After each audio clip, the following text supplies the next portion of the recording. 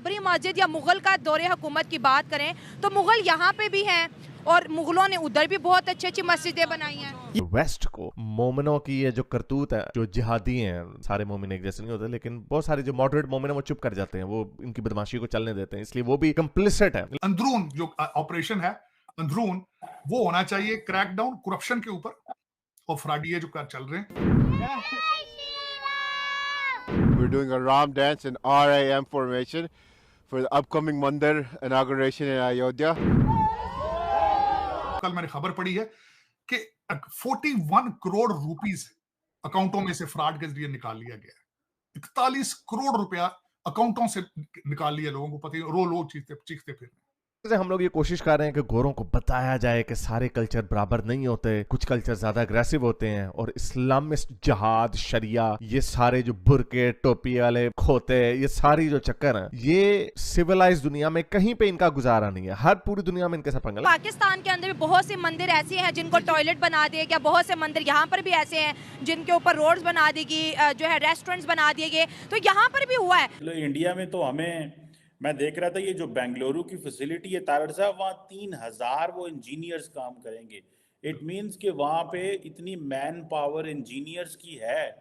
लेकिन गोरों को चूंकि वो लेफ्ट की, लिबरलिज्म की और इंसानियत का, जिसे वो हम कहते हैं पैथोलॉजिकल अल्ट्रुइज्म का शौक चढ़ा हुआ है, उसकी वजह से वो थोड़े अंधे हुए थे, वो थोड़ा डिस्काउंट देते रहे। लेकिन हमेशा पाकिस्तान के जो मुसलमान है या इंडिया के मुसलमान हैं, मुगलों को हीरो समझते हैं जबकि हिंदू उनको जीरो समझते हैं। लेकिन हमारे पास तारड़ साहब सुना है तहरीक इंसाफ के पास प्लान सी आ गया है, और प्लान सी वो कहते हैं कि अगर ये इलेक्शन हमारी मर्जी के ना हुए तो 9 मई से ज्यादा फसादात भी हम कर सकते हैं। ये भी खबरें उड़ रही हैं। हालांकि इतने साइंस आते रहे, grooming gangs UK, Europe, France में, जर्मनी में, जिधर जिधर गए हैं, जहां जहां पे इनकी मैस माइग्रेशन हुई, वहां पे बेड़े गर्क हो गए। लेकिन फिर भी थोड़े आहिस्ता, लेकिन हमने देखा कि अब आहिस्ता आहिस्ता यूरोप जाग रहा है।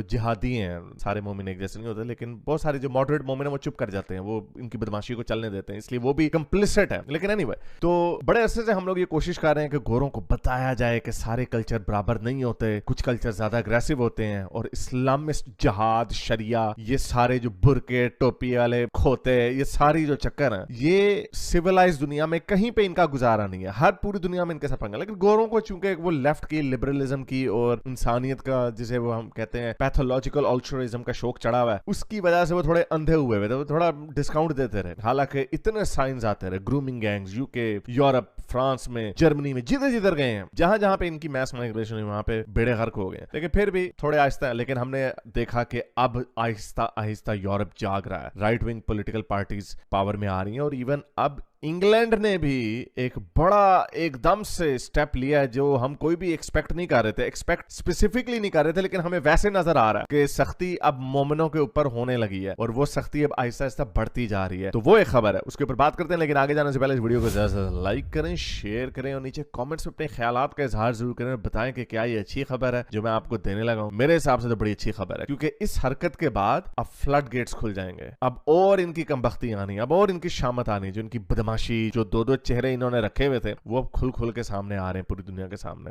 तो चलें चलते हैं आज की वीडियो की तरफ। तो जैसा कि आपको बताया कि बड़े अरसे से हम कोशिश कर रहे हैं लोग के गोरों को नजर आए, गोरे जरा लिबरल, बेंडिंग ओवर बैकवर्ड्स का तरह का उनका एटीट्यूड है, लेकिन मोमिन आपको पता बदमाशी भी करते हैं, और फिर फ्रीडम ऑफ स्पीच का भी यूज करते हैं। ये वो लोग हैं फ्रीडम ऑफ स्पीच को यूज करते हैं फ्रीडम ऑफ स्पीच के खिलाफ, फ्रीडम ऑफ स्पीच को यूज करके कहते हैं कि हमने शरिया फॉर यूके लानी है। शरिया फॉर यूके वजह वीडियो बड़ी मशहूर है। हिजबुत तहरीर का जो स्पोक्स पर्सन उस्मान बदर, हालांकि देसी अपना पाकिस्तानी, उसका नाम उस्मान होना चाहिए, लेकिन उसने नाम भी उस्मान रखा हुआ अरबी स्टाइल में। उस्मान बदर ऑस्ट्रेलिया के चैनल 10 पे कहता है कि मैं फ्री स्पीच को यूज करता हूं फ्रीडम ऑफ स्पीच के खिलाफ। तो वो कहते हैं इसमें कोई बुरी बात नहीं है। उनका स्टेटेड, हिजबुत तहरीर का स्टेटेड मिशन है कि हमने यहां पर हर मुल्क में, जिस मुल्क में वो ऑपरेट करते हैं, हमने यहां पर शरीयत लानी है। ये इनका आगाज फलस्तीन से ही हुआ, लेकिन पूरी दुनिया में फैले हुए, तो बहुत सारे इस्लामिक मुल्कों ने इसे बैन किया हुआ है। अंदरून जो ऑपरेशन है अंदरून, वो होना चाहिए क्रैकडाउन करप्शन के ऊपर और फ्रॉडिये जो चल रहे हैं, जिसकी एक मैं मिसाल ये भी देना चाहूंगा चीमा साहब, कल मैंने खबर पढ़ी है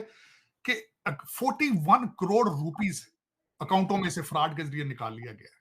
41 करोड़ रुपया अकाउंटों से निकाल लिया लोगों को, पता ही रो लो चीखते फिर।